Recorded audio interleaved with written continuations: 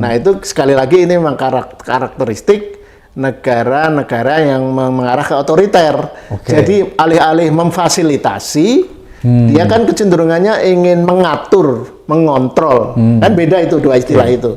Kalau dulu kan ketika Kementerian Penerangan dihapus, namanya kan berubah menjadi Kementerian Informasi dan Komunikasi.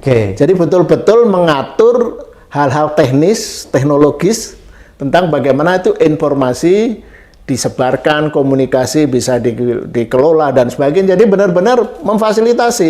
Tapi semakin berjalan kan itu semakin bergeser, khususnya ketika kemudian undang-undang ITE ya, Undang-Undang Informasi dan Transaksi Elektronik.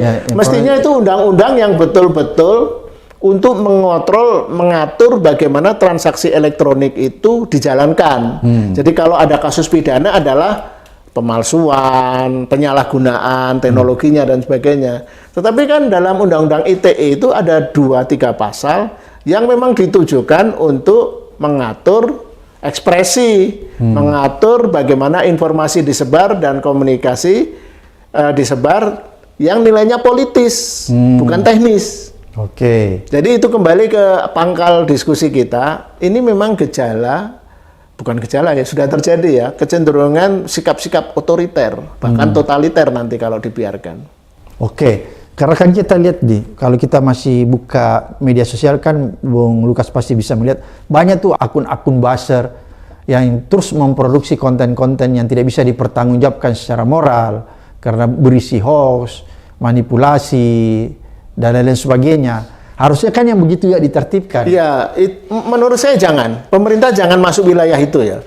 Karena mungkin saya memang tipikal full penganut keterbukaan, license payer ya, keterbukaan total gitu. Karena kita nggak bisa keterbukaan yang sifatnya setengah-setengah. Gitu. Jadi biarkan problem-problem yang dilakukan oleh masyarakat itu diselesaikan secara horizontal. Jadi kalau ada masyarakat dirugikan oleh hoax, informasi, fake news dan sebagainya, masyarakat yang harus menuntut, mempersoalkan. Menuntut lewat hukum, perdata, ganti rugi dan sebagainya. Yang intinya kan biasanya hoax dan sebagainya itu dipakai orang untuk persoalan personal, tidak suka orang lain maka orang itu difitnah.